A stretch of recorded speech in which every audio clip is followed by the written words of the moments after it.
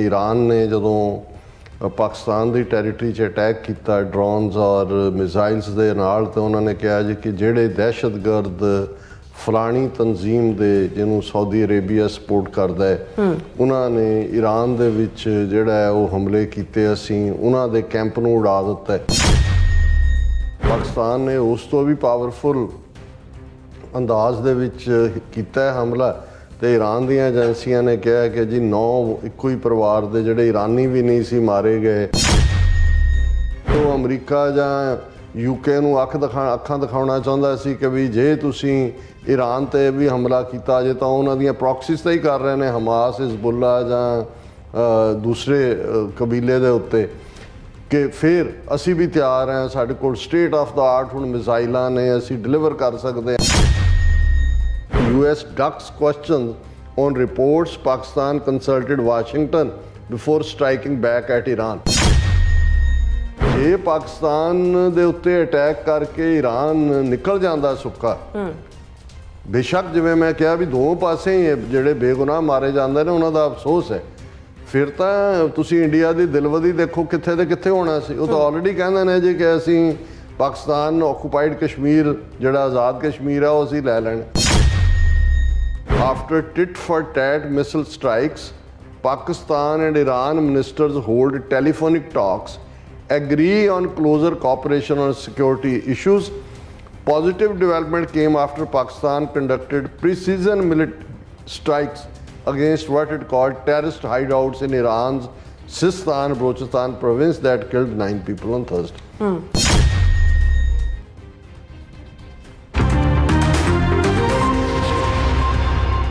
Viewers welcome back to program. So viewers गलबात करन जा रहे हैं कि पिछले दिनी ईरान ने दिलवदी करदियां पाकिस्तान दे बलोचिस्तान सूबे विच ड्रोनां अते मिसाइलां राहीं हमला कीता सी और पाकिस्तान ने 24 घंटे बाद ईरान दी हदूद विच मिसाइलां अते ड्रोनां नाल जोरदार हमला कीता। दोवां मुल्कां ने दहशतगर्दां नूं मारन दा दावा कीता पर रिपोर्टां अनुसार दोवें पासे बेगुनाह शहरी मारे गए।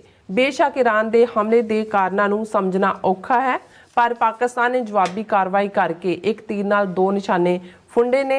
ईरान नूं तां उस दी औकात विखाई है पर नाल ही भारत दे जंगबाजां नूं भी सुनेहा दिता है ਜਿਹੜੇ आज़ाद कश्मीर ते हमला करन ਦੀਆਂ ਨਿਤ ਧਮਕੀਆਂ ਦਿੰਦੇ ਰਹਿੰਦੇ ਨੇ। ਸੋ ਇਸ ਬਾਰੇ ਆਪਾਂ ਗੱਲਬਾਤ ਕਰਨ ਜਾ ਰਹੇ ਹਾਂ। ਸੋ ਅਸੀਂ ਚਾਹਾਂਗੇ ਕਿ ਤੁਸੀਂ ਇਸੇ ਤਰ੍ਹਾਂ ਬਣੇ ਰਹਿਣਾ ਦੇਖਣ ਸੁਣ ਲਿਆ ਲਿਖਣ ਲਈ ਤੁਹਾਡਾ ਸਭ ਦਾ ਬਹੁਤ ਬਹੁਤ ਧੰਨਵਾਦ ਜੀ। ਡਾਕਟਰ ਸਾਹਿਬ ਕੀ ਕਹਿਣਾ ਚਾਹੋਗੇ?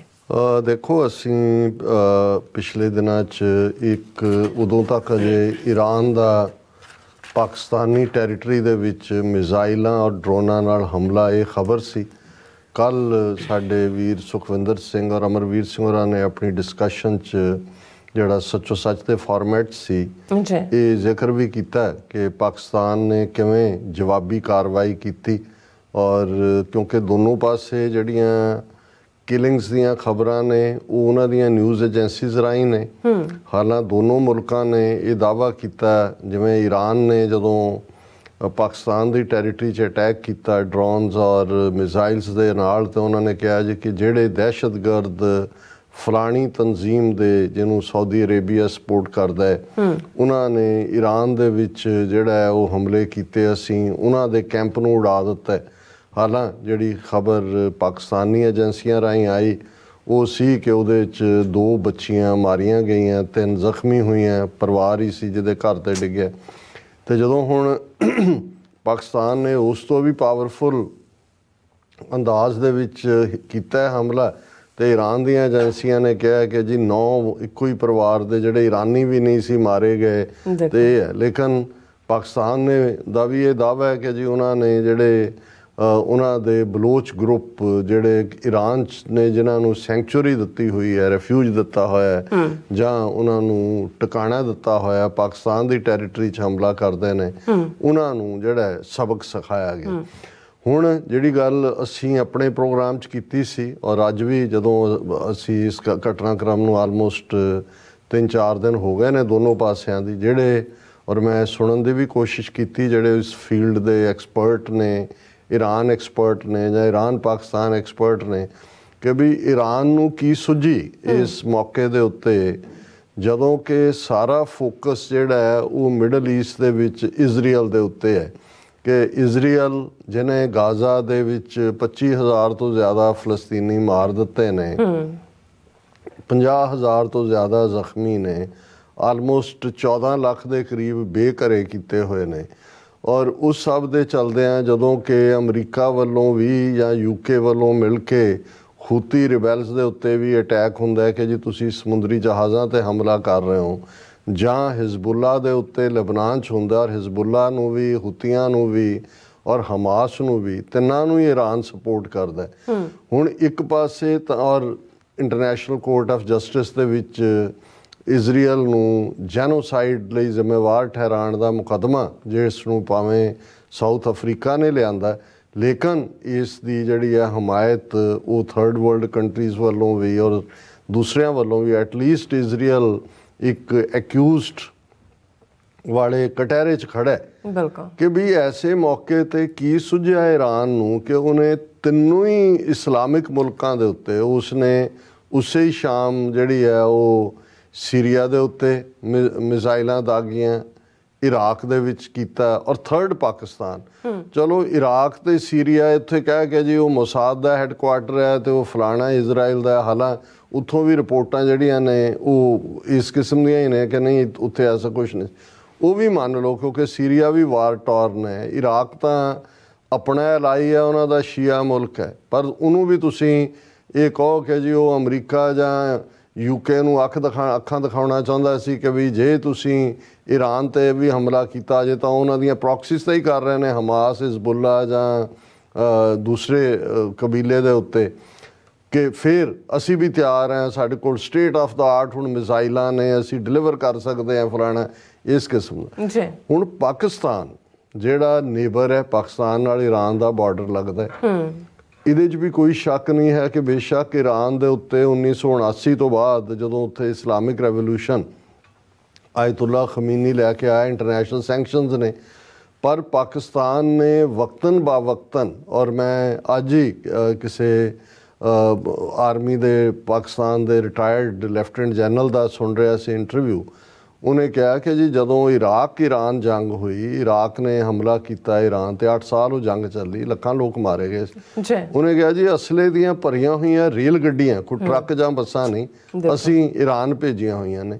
ਔਰ ਇਹਦੇ 'ਚ ਕੋਈ ਸ਼ੱਕ ਨਹੀਂ ਹੈ ਕਿ ਈਰਾਨ ਦੇ ਨਾਲ ਪਾਕਿਸਤਾਨ ਦੇ ਥੋੜ੍ਹੇ ਬਹੁਤ, ਜਿਵੇਂ ਅਸੀਂ ਆਪਣੇ ਪਹਿਲੇ ਪ੍ਰੋਗਰਾਮ 'ਚ ਜ਼ਿਕਰ ਕੀਤਾ ਸੀ ਕਿ ਬਲੋਚਾਂ ਦੀ ਇੱਕ ਪ੍ਰੋਬਲਮ ਹੈ, 4 ਮਿਲੀਅਨ ਦੇ ਲਗਭਗ ਬਲੋਚ ਈਰਾਨ ਦੇ ਵਿੱਚ ਨੇ, 4 ਮਿਲੀਅਨ ਦੇ ਲਗਭਗ ਪਾਕਿਸਤਾਨ ਦੇ ਵਿੱਚ ਨੇ। ਦੋਨੋਂ ਪਾਸੇ ਸੇਫ ਸੈਂਚੁਰੀਜ਼ ਨੇ ਇੱਧਰੋਂ ਕਿਉਂਕਿ ਬਾਰਡਰ ਲੰਬਾ ਬਾਰਡਰ ਲੱਗਦਾ ਈਰਾਨ ਦੇ ਨਾਲ, ਔਰ ਕਿੰਨਾ ਕੁ ਬਾਰਡਰ ਨੂੰ ਤੁਸੀਂ ਗਾਰਡ ਵੀ ਕਰ ਲਓਗੇ ਫਿਰ ਵੀ ਜਿਹੜਾ ਉਹ ਇੱਕ ਤੋਂ ਦੂਸਰੇ ਪਾਸੇ ਜਾਣਾ ਹੁੰਦਾ ਹੀ ਹੈ। ਹੁਣ ਇੱਕ ਪਾਸੇ, ਔਰ ਇਹੀ ਕਾਰਨ ਹੈ ਕਿ ਵੀ ਪਾਕਿਸਤਾਨ ਨੂੰ ਹਮੇਸ਼ਾ ਇਹ ਰਿਹਾ ਵੀ ਈਰਾਨ ਇੰਡੀਆ ਦੇ ਬੜਾ ਕਰੀਬ ਹੈ, ਸ਼ੁਰੂ ਤੋਂ ਹੀ ਕਰੀਬ ਰਿਹਾ ਸਮਹਾਓ। ਇੱਕ ਤਾਂ ਪਾਕਿਸਤਾਨ ਨਾਲ ਥੋੜ੍ਹੀ ਬਹੁਤ ਹੌਸਟਿਲਿਟੀ ਦਾ ਵੀ ਰੀਜ਼ਨ, ਜਾਂ ਕਿਉਂਕਿ ਈਰਾਨ ਦੇ ਉੱਤੇ ਸੈਂਕਸ਼ਨਸ ਨੇ ਵੈਸਟਰਨ, ਲੇਕਿਨ ਇਹਦੇ ਬਾਵਜੂਦ ਜਿਹੜਾ ਸ਼ਾਇਦ 25 ਜਾਂ 30% ਭਾਰਤ ਦੀ ਤੇਲ ਦੀ ਲੋੜ ਹੈ ਉਹ ਈਰਾਨ ਪੂਰਤੀ ਕਰਦਾ। ਸੋ ਈਰਾਨ ਨੂੰ ਰੈਵਨਿਊ ਮਿਲਦਾ ਹੈ, ਇੰਡੀਆ ਨੂੰ ਨੇੜੇ ਹੈ ਈਰਾਨ ਉੱਥੋਂ ਹੁੰਦਾ। ਇਹਦੇ ਬਾਵਜੂਦ ਕਿ ਸੈਂਕਸ਼ਨਸ ਦੇ ਉੱਤੇ ਇੰਡੀਆ 'ਤੇ ਸਵਾਲ ਵੀ ਉੱਠਿਆ, ਉਹਨਾਂ ਨੇ ਕਿਹਾ ਜੀ ਸਾਡੀਆਂ ਇਹ ਕਰੂਡ ਆਇਲ ਦੀਆਂ ਨੀਡਸ ਨੇ, ਅਸੀਂ ਕਿਵੇਂ ਕਰੀਏ। ਪਾਕਿਸਤਾਨ ਨੂੰ ਤਾਂ ਪ੍ਰੋਬਲਮ, ਕਿਉਂਕਿ ਪਾਕਿਸਤਾਨ ਦਾ ਸ਼ੁਰੂ ਤੋਂ ਹੀ ਸਾਊਦੀ ਅਰੇਬੀਆ ਦੇ ਨਾਲ ਅਲਾਇੰਸ ਪਹਿਲੇ ਦਿਨ ਤੋਂ ਰਿਹਾ, ਕਈ ਵਾਰ ਤਾਂ ਫ੍ਰੀ ਵੀ ਆਇਲ ਮਿਲਦਾ ਰਿਹਾ, ਤੇ ਸਾਊਦੀ ਅਰੇਬੀਆ। ਔਰ ਇਸ ਸਾਰੇ ਦੇ ਵਿੱਚ ਜਦੋਂ ਇਰਾਨੀਅਨ ਰੈਵੋਲੂਸ਼ਨ ਈਰਾਨ ਦੇ ਵਿੱਚ ਆਇਆ, ਇੱਕ ਦੌੜ, ਜਦੋਂ ਇਹ ਸੋ ਕਾਲਡ ਰੈਵੋਲੂਸ਼ਨ ਦਾ ਵੀ ਇੱਕ ਬਿਮਾਰੀ ਹੁੰਦੀ ਹੈ ਕਿ ਜੀ ਜਿਹੜੀ ਚੇਂਜ ਅਸੀਂ ਲੈ ਕੇ ਆਂਦੀ ਹੈ ਉਹ ਬਾਕੀ ਸਾਰੇ ਪਾਸੇ ਵੀ ਆਇਆ। ਔਰ ਇਹੀ ਅਸੀਂ 1917 ਦੇ ਸੋ ਕਾਲਡ ਰਸ਼ੀਅਨ ਇਨਕਲਾਬ ਦੀ ਗੱਲ ਜੇ ਕਰੀਏ, ਤੇ ਉਸ ਤੋਂ ਬਾਅਦ ਜਦੋਂ ਸੋਵੀਅਤ ਯੂਨੀਅਨ ਦੇ ਕੋਲ ਪਾਵਰ ਆਈ, ਔਰ ਤੁਸੀਂ ਦੇਖੋਗੇ ਕਿ ਦੁਨੀਆ ਦੇ 60 ਜਾਂ 70 ਮੁਲਕ ਇੱਕ ਟਾਈਮ 'ਤੇ ਐਸੇ ਸੀ ਜਿਨ੍ਹਾਂ ਦੇ ਵਿੱਚ ਕਮਿਊਨਿਜ਼ਮ ਜਾਂ ਉਸ ਰੈਵੋਲੂਸ਼ਨ ਦੇ ਨਾਂ ਥੱਲੇ ਜਿਹੜੀ ਮਦਦ ਹੈ ਉਹ ਸੋਵੀਅਤ ਯੂਨੀਅਨ ਕਰਦਾ ਸੀ। ਹੁਣ ਜਦੋਂ ਆਇਤੁੱਲਾ ਖਮੀਨੀ ਦੇ ਥੱਲੇ 1979 'ਚ ਇਸਲਾਮਿਕ ਰੈਵੋਲੂਸ਼ਨ ਈਰਾਨ ਦੇ ਵਿੱਚ ਆਇਆ, ਹੁਣ ਇਸ ਗੱਲ ਦਾ ਵੀ ਧਿਆਨ ਰਿਹਾ ਕਿ ਸਾਊਦੀ ਅਰੇਬੀਆ ਔਰ ਈਰਾਨ ਜਿਹੜੇ ਦੋ ਅੱਡ-ਅੱਡ ਮੁਲਕ ਨੇ, ਇਹਨਾਂ ਦੀਆਂ ਆਪਣੀਆਂ ਪਿਛੋਕੜ ਦੇ ਵਿੱਚ ਕਹਾਣੀਆਂ ਨੇ। ਇੱਧਰ ਪਰਸ਼ੀਅਨ ਐਮਪਾਇਰ ਹੈ, ਜਾਂ ਜਦੋਂ ਅਸੀਂ ਅਰਬਾਂ ਦੇ ਰੂਲ ਦੀ ਗੱਲ ਕਰਦੇ ਹਾਂ ਉਹਦੇ 'ਚੋਂ ਕੀ ਕੁਛ ਨਿਕਲਦਾ। ਲੇਕਿਨ ਦੋ ਜਿਹੜੀਆਂ ਇਸਲਾਮ ਦੀਆਂ ਇੰਟਰਪ੍ਰੀਟੇਸ਼ਨਸ ਨੇ ਅੱਡ-ਅੱਡ, ਜਿਹਨੂੰ ਇੱਕ ਨੂੰ सुन्नी इस्लाम कहा जाता है, एक नूं शिया इस्लाम कहा जाता है। सऊदी अरेबिया हब है सुन्नी इस्लाम की, और ईरान एक जमाने सी कि जी कोई एक शिया कंट्री है। हुण क्योंकि इराक भी मेजोरिटी शिया है तो वो भी शिया मेजोरिटी है, पर ईरान हब है शिया इस्लाम की। सो ज़ाहिर है जदों ये आयतुल्ला खमीनी दे नाल तब्दीली आई ईरान दे विच, तब्दीली तो पोलीटिकल सी, शाह ऑफ ईरान नूं कढ़िया, पर वो रिलीजन दे नां थल्ले आई। सो एक दौड़ भी जरूर लगी कि जी ये असीं जिहड़ा शिया इस्लाम वाला पार्ट है इनू स्प्रैड करना है।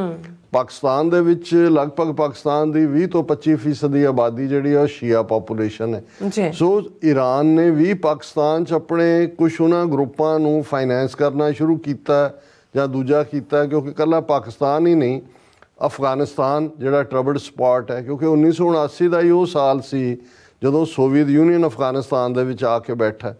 और ਜਦੋਂ ਤੁਸੀਂ ਅਫਗਾਨਿਸਤਾਨ ਦੇ ਕਬੀਲਿਆਂ ਦੀ ਗੱਲ ਕਰਦੇ ਹੋ, ਜ਼ਾਹਰ ਹੈ ਜਿਹੜਾ ਪ੍ਰੋਮੀਨੈਂਟ ਕਬੀਲਾ ਤੇ ਪਖਤੂਨ ਹੈ, ਜਿਨ੍ਹਾਂ ਨੂੰ ਪਸ਼ਤੂਨ ਵੀ ਕਹਿੰਦੇ ਨੇ, 50% ਦੇ ਨੇੜੇ ਤੇੜੇ ਨੇ, ਪਰ ਬਾਕੀ ਕਬੀਲੇ ਵੀ ਨੇ ਉੱਥੇ, ਜਿਵੇਂ ਅਸੀਂ ਉਜ਼ਬੈਕ ਦੇਖਦੇ ਹਾਂ, ਤਾਜ਼ਕ ਨੇ, ਉਜ਼ਬੈਕ ਤਾਜ਼ਕ, ਔਰ ਇੱਕ ਉਹਨਾਂ ਦੀ ਸ਼ਾਇਦ ਮੈਂ ਜੇ ਗਲਤ ਨਾ ਹੋਵਾਂ 10 ਤੋਂ 15% ਆਬਾਦੀ ਅਫਗਾਨਿਸਤਾਨ ਦੀ ਇੱਕ ਕਬੀਲਾ ਹੈ ਜਿਨ੍ਹਾਂ ਨੂੰ ਹਜ਼ਾਰੇ ਕਹਿੰਦੇ ਨੇ। ਨਿੱਕੀਆਂ ਨਿੱਕੀਆਂ ਅੱਖਾਂ ਵਾਲੇ, ਉਹਨਾਂ ਦੇ ਜਿਵੇਂ ਮੈਂਗਲੋਇਡ ਫੀਚਰ ਚੀਨੇ ਜਾਪਾਨੀਆਂ ਥਾਈਜ਼ ਦੇ ਹੁੰਦੇ ਨੇ, ਇਵੇਂ ਦੇ ਨੇ ਹਜ਼ਾਰੇ। ਹੁਣ ਜਿਹੜਾ ਹਜ਼ਾਰਾ ਕਬੀਲਾ ਇਹ ਸ਼ੀਏ ਨੇ, ਹਾਲਾਂਕਿ ਉਹਨਾਂ ਨਾਲ ਬਹੁਤ ਮਾੜਾ ਸਲੂਕ ਹੁੰਦਾ, ਉਹਨਾਂ ਨੂੰ ਸ਼ੂਦਰ ਹੀ ਮੰਨਿਆ ਜਾਂਦਾ ਹੈ ਉਸ ਖਿੱਤੇ ਦੇ ਵਿੱਚ। ਸੋ ਈਰਾਨ ਨੇ over A period of time ਉਹਨਾਂ ਨੂੰ ਵੀ ਜਿਹੜੀ ਹੈ ਪੈਟਰਨੇਜ ਦਿੱਤੀ, ਉਸ ਹਜ਼ਾਰਾ ਕਬੀਲੇ ਨੂੰ ਵੀ।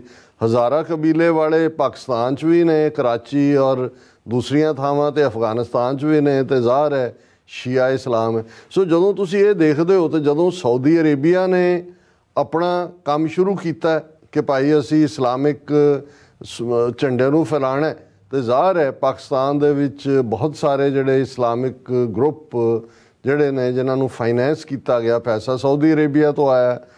ਅੱਜ ਜਿਹੜੀ ਪਾਕਿਸਤਾਨ ਦੀਆਂ ਪ੍ਰੋਬਲਮ 'ਚ ਇੱਕ ਵੱਡੀ ਮਜ਼ਹਬੀ ਜਨੂਨ ਦੀ ਪ੍ਰੋਬਲਮ ਹੈ, ਉਹਦੇ ਨਾਲ ਵੀ ਇਹੀ ਪਾਰਟ ਜੁੜਿਆ ਹੋਇਆ ਕਿ ਬਹੁਤ ਸਾਰੇ ਮਦਰਸੇ ਜਿਹੜੇ ਪਾਕਿਸਤਾਨ ਦੇ ਵਿੱਚ ਉਸ ਕੱਟੜ ਇਸਲਾਮ ਦੇ ਨਾਂ ਥੱਲੇ ਖੋਲ੍ਹੇ ਗਏ, ਜਿਹਦੇ ਨਾਲ ਕੋਈ ਸ਼ਾਇਦ ਜੇ ਤੁਸੀਂ ਇਸਲਾਮਿਕ ਸਕਾਲਰਸ ਦੀ ਗੱਲ ਦੇਖੋ ਤਾਂ ਉਹਨਾਂ ਦਾ ਉਸ ਦੇ ਉੱਤੇ ਮਤਭੇਦ ਨੇ, ਲੇਕਿਨ ਕਿਉਂਕਿ ਜਦੋਂ ਪੈਸਾ ਆ ਰਿਹਾ ਹੁੰਦਾ ਕਿਸੇ ਨੂੰ ਵੀ ਮਾੜਾ ਨਹੀਂ ਲੱਗਦਾ।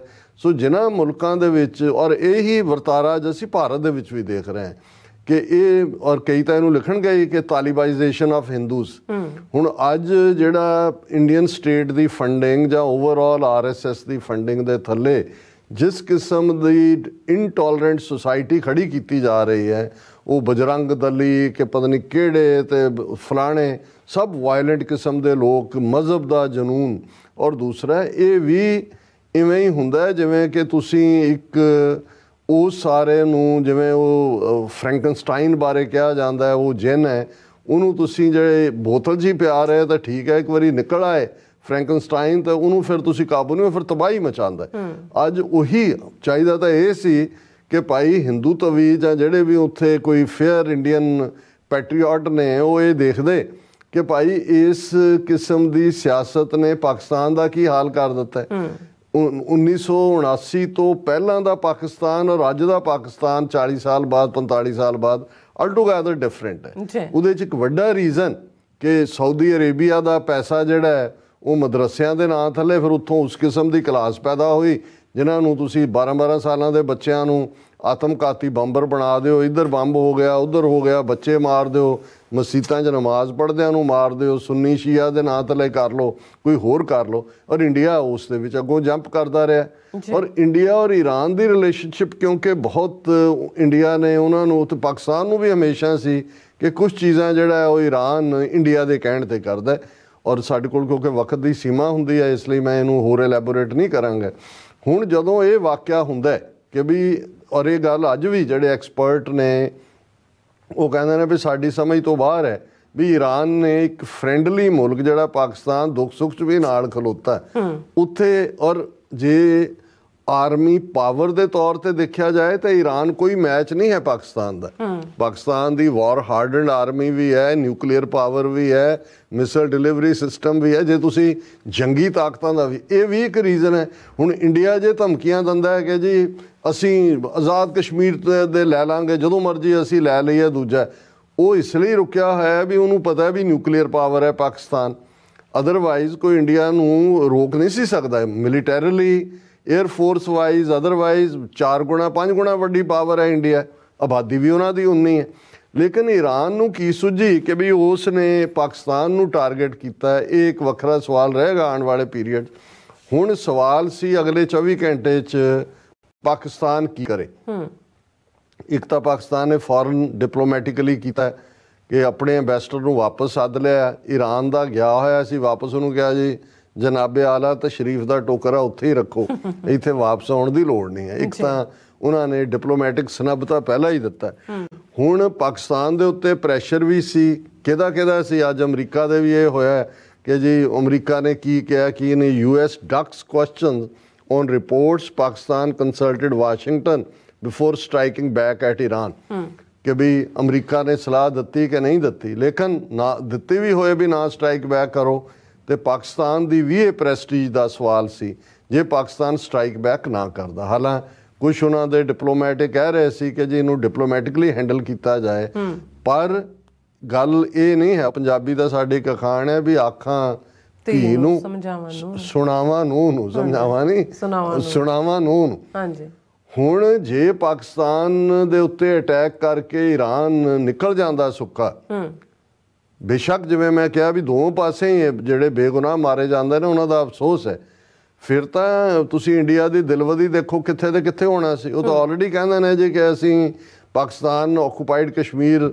ਜਿਹੜਾ ਆਜ਼ਾਦ ਕਸ਼ਮੀਰ ਆ ਉਹ ਅਸੀਂ ਲੈ ਲੈਣਾ। ਸੋ ਪਾਕਿਸਤਾਨ ਨੇ ਜਿਸ ਫੋਰਸ ਦੇ ਨਾਲ ਅਟੈਕ ਕੀਤਾ ਉਹਨੇ ਉਹਨਾਂ ਦੀ ਹੋਸ਼ ਵੀ ਟਿਕਾਣੇ ਲੈ ਆਂਦੀ। ਔਰ ਨਤੀਜਾ after tit for tat missile strikes Pakistan and Iran ministers hold telephonic talks, agree on closer cooperation on security issues. Positive development came after Pakistan conducted precision military strikes against what it called terrorist hideouts in Iran's Sistan Balochistan province that killed 9 people on Thursday. ਹੁਣ Iran ਦੇ foreign minister ਔਰ ਪਾਕਿਸਤਾਨ ਦੇ foreign minister ਦੀ ਗੁਫ਼ਤਗੂ ਹੋਈ। ਦੋਨਾਂ ਨੂੰ ਬ੍ਰਦਰਲੀ relations ਬਹੁਤ ਫਰੈਟਰਨਲ ਔਰ ਦੂਜਾ ਜਾਂ ਤੀਜਾ। ਸੋ ਅਸੀਂ ਸਮਝਦੇ ਹਾਂ ਵੀ ਇਹ ਜ਼ਰੂਰੀ ਸੀ।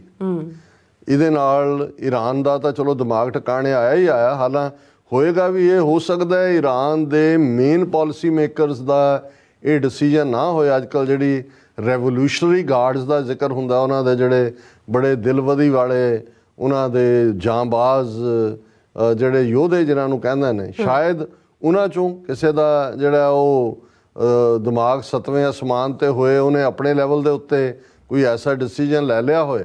ਪਰ ਈਰਾਨ ਨੇ, ਉਹਨਾਂ ਦੀ ਨਿਊਜ਼ ਏਜੰਸੀ ਨੇ ਉਹਨੂੰ ਟੈਲੀਕਾਸਟ ਵੀ ਕੀਤਾ ਔਰ ਬੜਾ ਉਹਦਾ ਕ੍ਰੈਡਿਟ ਵੀ ਲਿਆ। ਜੇ ਤਾਂ ਚੁੱਪਚਾਪ ਰਹਿੰਦੇ ਔਰ ਪਾਕਿਸਤਾਨ ਨੂੰ ਇਹੀ ਕਹਿੰਦੇ ਜੀ ਗਲਤੀ ਹੋ ਗਈ, ਜਾਂ ਦੂਜਾ ਜਾਂ ਪਬਲਿਕਲੀ ਪਾਕਿਸਤਾਨ, ਜੇ 24 ਘੰਟੇ ਵੀ ਪਾਕਿਸਤਾਨ ਨੇ ਇਸ ਲਈ ਦਿੱਤੇ ਕਿ ਪਬਲਿਕਲੀ ਮੁਆਫੀ ਮੰਗੇ। ਪਰ ਅਸੀਂ ਸਮਝਦੇ ਹਾਂ ਵੀ ਇਹ ਮੁਆਫੀ ਮੰਗਣ ਨਾਲੋਂ ਵੀ ਇਹ ਜਿਹੜਾ ਜਵਾਬ ਦਿੱਤਾ ਪਾਕਿਸਤਾਨ ਨੇ, ਇਹਨੇ ਘੱਟੋ ਘੱਟ ਭਾਰਤ ਦੀ ਹੋਸ਼ ਜ਼ਰੂਰ ਟਿਕਾਣੇ ਲਿਆਂਦੀ ਹੈ। ਔਰ ਅੱਜ ਹੀ ਉਹਨਾਂ ਦੇ ਕਈ ਯੂਟਿਊਬਰ ਬੈਠੇ ਇਹ ਕਹਿ ਰਹੇ ਸੀ, ਕਹਿੰਦੇ ਨਾ ਪਾਕਿਸਤਾਨ ਨਾਲ ਪੰਗਾ ਨਾ ਲਿਓ, ਇਹ ਤੁਸੀਂ ਸਮਝਦੇ ਹੋ ਕਿ ਵੀ ਉਹ ਵਾਕ ਓਵਰ ਹੈ। ਇਹ ਨਹੀਂ ਹੈ। ਇਹਦੇ ਬਾਵਜੂਦ ਕਿ ਪਾਕਿਸਤਾਨ 'ਚ ਕੇਅਰ ਟੇਕਰ ਗੌਰਮੈਂਟ ਹੈ, ਉਹਨਾਂ ਦੀ ਇਕੋਨਮੀ ਦਾ ਮਾੜਾ ਹਾਲ ਹੈ, ਉਹਨਾਂ ਦਾ ਅਦਰਵਾਈਜ਼ ਹੈ, ਪਰ ਫੌਜ ਉਹਨਾਂ ਦੇ ਐਨ ਬਾਜ ਦੀ ਤਰ੍ਹਾਂ ਉਹਨਾਂ ਨੇ ਝਪਟਾ ਮਾਰਨਾ ਹੁੰਦਾ।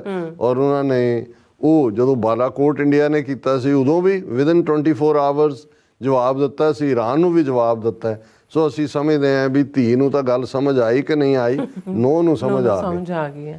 ਜੀ ਡਾਕਟਰ ਸਾਹਿਬ ਤੁਹਾਡਾ ਬਹੁਤ ਬਹੁਤ ਸ਼ੁਕਰੀਆ। ਸੋ ਇੱਥੇ ਲੈਣ ਬ੍ਰੇਕ, ਵਿਊਅਰਸ ਤੁਸੀਂ ਇਸੇ ਤਰ੍ਹਾਂ ਹੀ ਬਣੇ ਰਹਿਣਾ। ਮਿਲਦੇ ਹਾਂ ਆਫਟਰ ਦਿਸ ਸ਼ਾਰਟ ਬ੍ਰੇਕ।